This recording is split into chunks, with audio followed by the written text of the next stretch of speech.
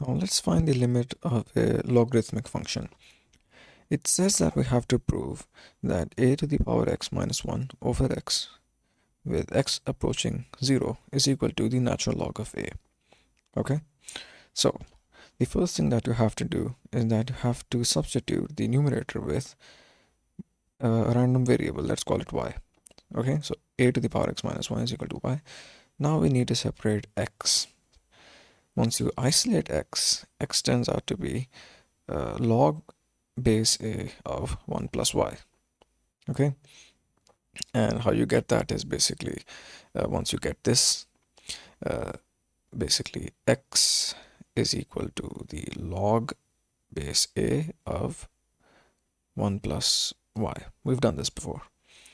Now, once you get this, you now basically have to substitute every x over here with uh, the y term.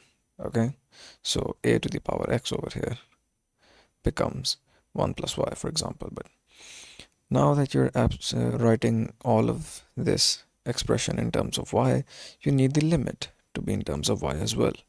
So when x approaches 0, what does y approach? It approaches 0. How do you know that? Look at this, right? So when x approaches 0 over here, that means a to the power x becomes a to the power 0 minus 1. And that's just 1 minus 1, which is equal to 0, right?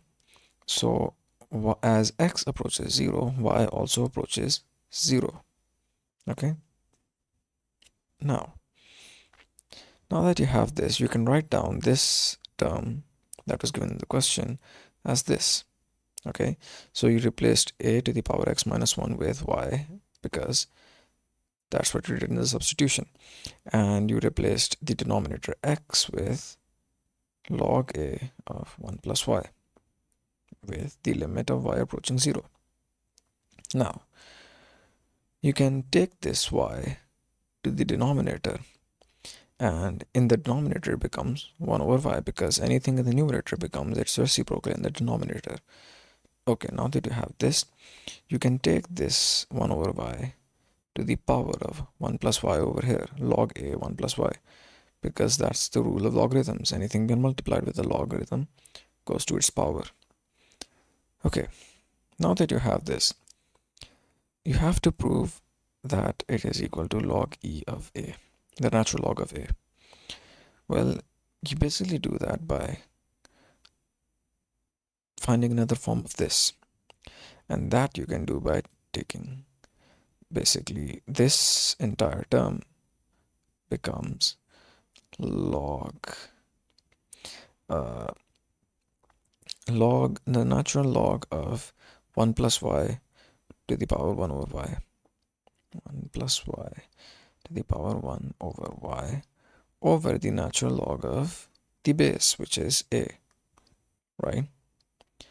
And now that you have this, you can substitute it over here, right? So this entire thing over here becomes 1, the limit as y approaches 0 is equal to log the natural log of a over the natural log of e into 1 plus y to the power 1 by y. Now you'll apply the limit. Oh, this is not, it should be over here. Now you apply the limit on both the numerator and the denominator separately because that's a theorem we've discussed. Now when you apply the limit on the numerator, it's unaffected because there is no y term in the numerator, right? It's just the natural log of a. In the denominator, when you apply it, it becomes 1, right? So eventually you're just left with the natural log of a, and that's what you had to prove. But why does the denominator become 1? Well, you remember the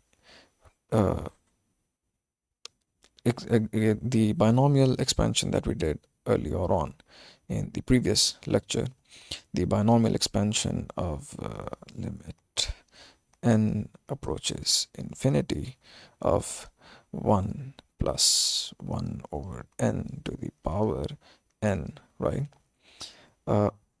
If you take n is equal to 1 by y, and you basically replace n over here, the n terms, with y terms, equivalent y terms, you get this. And this was equal to basically logarithm of e, which is equal to 1. And once you apply this logic, we'll discuss this earlier. This is deduction basically. And basically, this form is equal to 1 when you apply the limit. Okay? And we'll discuss it later on how we've done this. But just right now, this is an explanation for why this becomes 1, and you're just left with the natural log of a.